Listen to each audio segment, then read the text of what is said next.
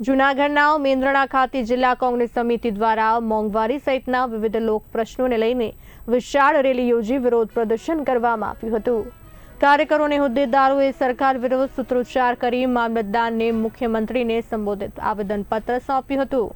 Rally દરમિયાન વધતી મોંઘવારી, ગેસના ભાવમાં વધારો, પેપર લીક કાંડ તેમજ સ્માર્ટ મીટરનો વિરોધ જેવા મુદ્દાઓ ઉઠાવવામાં આવ્યા હતા। કોંગ્રેસ દ્વારા સ્માર્ટ મીટર ફરજિયાત કરવામાં આવશે તો ઉગ્ર આંદોલનની ચીમકી પણ આપવામાં આવી છે।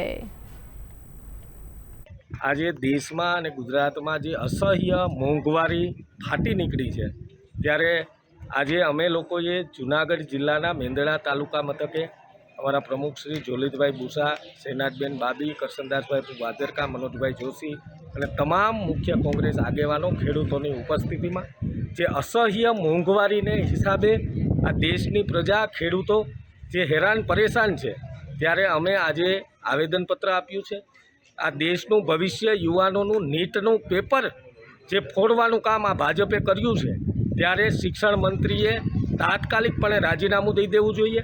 આ તમામ મુદ્દાઓને લઈ આજે સરકારની આંખો ખોલવા માટે સરકારની ખબર પડવી જોઈએ કે પ્રજાને તમને મત આપીને સત્તા સુધી બેસાડ્યા છે, એ જ પ્રજા, એ જ ખેડૂતો અને એ જ નાગરિકો, આ દેશના તમામ લોકો તમને સત્તામાંથી દૂર પણ કરી શકે। ખરેખર આ સરકાર લોકશાહી શું છે એ ભૂલી ગઈ છે કે લોકશાહી એટલે લોકો દ્વારા, લોકો માટે અને લોકોથી ચાલતી સરકાર એટલે લોકશાહી। પણ લોકશાહી જેવું કાંઈ રહ્યું નથી। આ સરકાર ખરેખર સરમુખત્યારશાહી અપનાવે છે।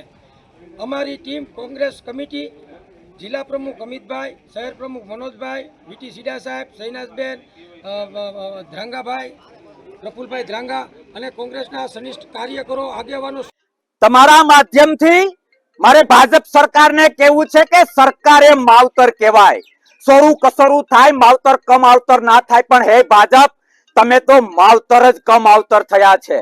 જે મોંઘવારીની વાતો કરી હતી અને બીજા 14 મુદ્દાઓ, મુખ્ય મોંઘવારીની વાતો કરીને ગુજરાત અને દેશના લોકોની આંખમાં તમે ધૂળ નાખી હતી કે અમે મોંઘવારી ઘટાડીશું। આજે મોંઘવારીને લીધે ગૃહિણીની આંખમાં પાણી છે। ગેસની બોટલ હોય, સોય હોય, ખેડૂતની કોઈ પણ બાબત ખરીદવાની હોય, એ બધું મોંઘું। મારો ખેડૂત રાત દિવસ મહેનત કરે છે।